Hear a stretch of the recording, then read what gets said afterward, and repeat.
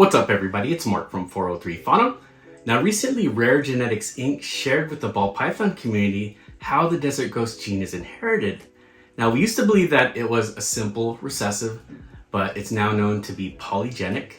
Now as a science teacher and ball python breeder, I find genetics super fascinating and I wanted to learn as much information as possible. I've been watching all the podcasts, lives, reading all the comments, and for the most part, it's believed not to be a major issue.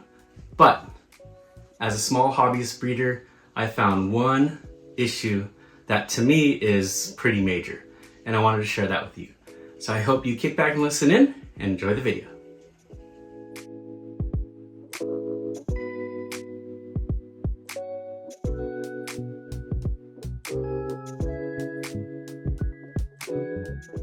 Before we get into the desert ghost genetics, let's study something that we all know that's a simple recessive, and that's the albino. So I wanted to just go over some of the genetics terms before I get into it. So the albino gene is something that's well known, well studied. It occurs across several different species. Now there's three different genotypes that could contribute to the albino. First one is uppercase A, uppercase A. This is also referred to as homozygous dominant. Now this is what will become the wild type, what we'll see as wild type. In the ball python world, we refer to this as a normal. Next will be the heterozygous form. Hetero meaning that they're different, you have an uppercase and lowercase. This will also look normal. Since albino is a recessive gene, it will not be expressed whenever there's a dominant gene with it. So I'm going to write normal here. And then in order for albino to be expressed, it must have two of the lowercase letters or alleles. Since it's recessive, that will be albino. So the letter combinations here are referred to as genotypes, and the physical characteristics, what you see, is referred to as the phenotypes. Now, it was believed that desert ghosts followed this simple rule, but through Rare Genetics Inc.'s testing, we now know that multiple genes contribute to that. So let's take a look at the genotypes of the desert ghost.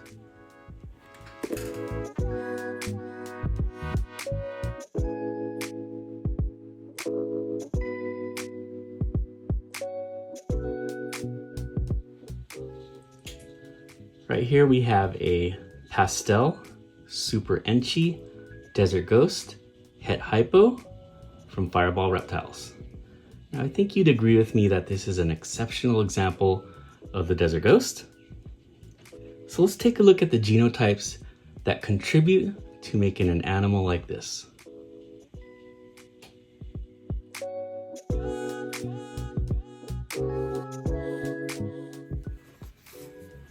So the first combination, as shown in that graphic by Clutch, was described as het DGA with het DGB. Now looking at that in genotypic form, this is what it would look like. So notice that we have het, we have a big A and a little a for A, and also het for B, big B, little b. So in order for a desert ghost to be expressed, it must have one copy of the lowercase letters here. So this was number one. Now this one's a little bit of an anomaly because there have been shown that animals have this genotypic combination, but they don't express the desert ghost phenotype. So that's where the letter C comes in, or D, F, whatever. They're still trying to figure that out. But this is the first example of the desert ghost genotype. Number two is het DGA with homozygous DGB. So het A, we have an uppercase, lowercase, homozygous B, both lowercase, homo being the same. So same thing here, we have a lowercase letter A and a lowercase letter B. So any combination that expresses desert ghost has to have a lowercase a and lowercase b. Number three was described as homozygous DGA and heterozygous DGB. So it's going to look like this. So I hope you guys are starting to understand or just refresh your memory on heterozygous and homozygous. So again, lowercase a, lowercase b, any combo that has that will be a desert ghost. And finally, the fourth one was homozygous DGA, which will look like this. So they will have both of those recessive alleles on A and B. Now, I know that there's talk of grades of desert ghost, with some being high expression and some being low expression. And it's believed that the more of the lowercase letters that you have, the greater the expression of the desert ghost will be. So this one would probably be considered a high quality DG, whereas the heterozygous, sorry, let me grab the correct one. This one right here, since it only has 2 of the lowercase letters, that would be considered a lower quality desert ghost. That's still being studied, still being gone over, and we'll see how that goes. But it does kind of throw a wrench in everything. Are we going to be grading desert ghosts when we put them on Morph Market? That's why it's really important to understand the actual genetics behind your desert ghosts and the importance of getting them tested. Now let's take a look at the heterozygous, because that's where it gets a little iffy, because no matter the combination that you have with, if you cross visual desert ghost with visual desert ghost, you're always going to get a desert ghost in that. And feel safe about that. There has been rumblings about desert ghosts with desert ghosts producing non-desert ghosts. So they're still being studied with that, but it's such a small percentage that it's not really a factor. So you should feel safe when you cross a desert ghost with a desert ghost. Now let's take a look at the heterozygous form. Surprises. Ozzy had another post just before this one in the last episode video where he said that, you know, in his experience, he hasn't bred DG to DG and got a non-visual, but when he's done like double het projects, essentially when you're bringing other genes in and then trying to make, you know, double visuals or, you know, other things like that, he's had a harder time hitting. And so, you know, that's something we've heard from other people too. Essentially a het-to-het breeding that either you get none or you get very, very low odds. That seems to be the case. And, you know, really, if as a breeder you're doing this long term, especially if you're doing this as a living, you're going to keep the very best desert ghosts that you make. And so it very well could be 10 years ago, the main people that worked with desert ghost already were holding back the ones that are homozygous for A and or B. And so they never ran into this problem and certainly won't now. But when they go to breed and make double hets or bring another, you know, in other incomplete dominant traits, then that might be when they start getting worse odds than they expect.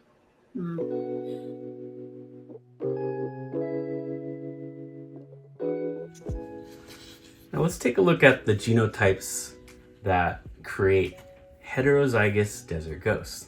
The first one is that anomaly. So this one, even though it does have a lowercase a and lowercase b, studies have shown that there have been some that have this genotype but do not express the desert ghost. So that would be considered a het desert ghost. I'm gonna put this aside just because I want to fit the rest of the alleles on frame here. Okay, another heterozygous. We have heterozygous for A and homozygous dominant for B.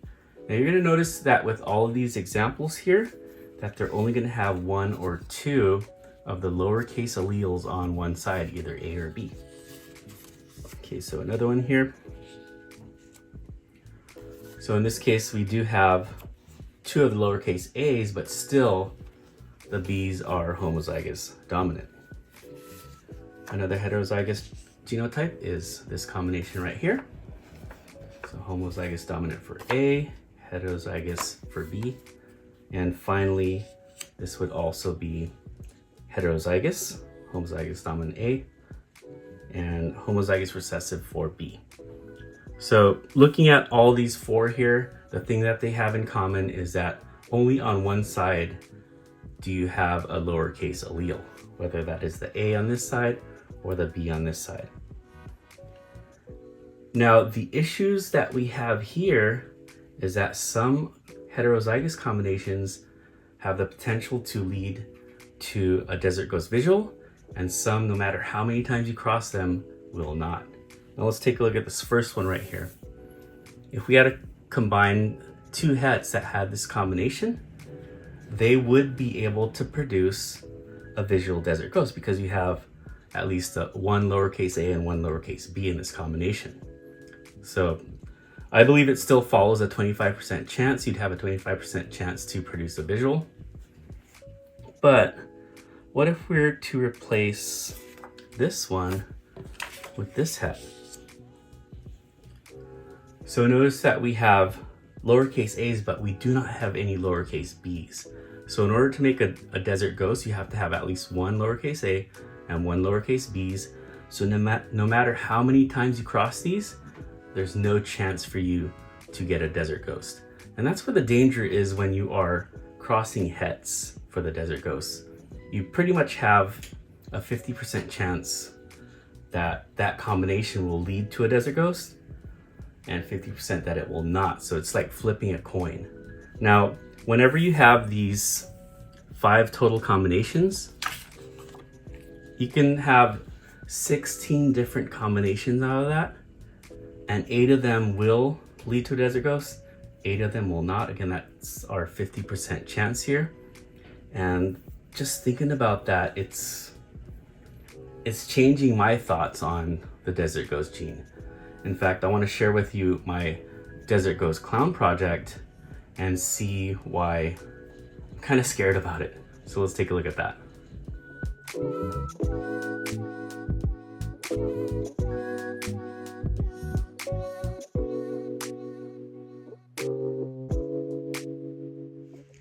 Okay, now this came to me as quite a shock, but I was going to share this girl with you on this desert ghost video. She is a Mojave Nanny Yellow Belly het desert ghost, 50% possible het cryptic, and she was bred to a pastel leopard clown het desert ghost. So that het desert ghost to het desert ghost breeding, and it looks like she's in the process of ovulating.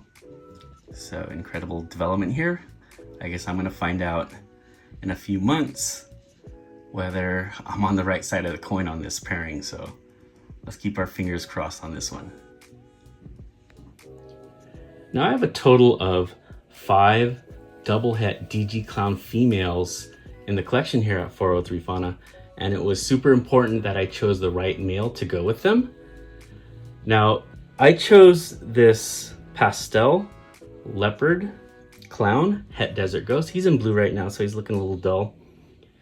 And I figured with clown visual and a het DG, I just increased my odds from 1 in 16 to 1 in 8 with these pairings, and I would definitely get one out of those 5 pairings.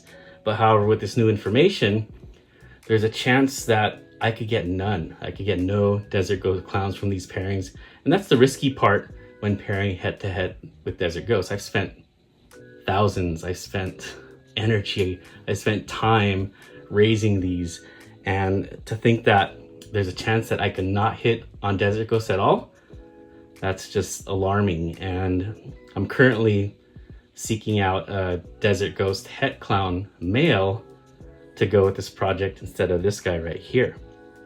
So I bought this guy for $2,000 from American Made Exotics, and you know, I completely trust that he's het desert ghost, but just the fact that he might not fit in the plans any longer is just heartbreaking. But by getting a desert ghost het clown male, I assure myself that I'll hit desert ghost clowns no matter what. And you know, that's the decisions we're gonna have to make as breeders going forward. So once again, pastel leopard clown het desert ghost from American Made Exotics was supposed to be the guy, but now he's gonna have to go on the back burner. Of course, I could get them all tested, and he probably will be compatible with some of the females and go that route. So I'll probably go that route as well because I do want to get leopard into this project. So let's do a quick summary on what we know so far about the desert ghost. So visual to visual.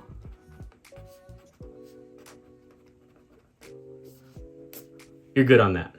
Now don't be surprised if a normal pops out of that, because there have been really small percentages of normals, or very nice looking normals, popping out on visual to visual. Now visual to het. That's also good. In fact, there's talk of that resulting in 70% visual desert ghosts as opposed to the usual 50%. So if you want a desert ghost project, your best bet if you don't have visual to visual is visual to het. Last one, het to het. This is where problems can arise. If you've got like thousands of dollars invested in it, I would not do it. It's just not worth the risk.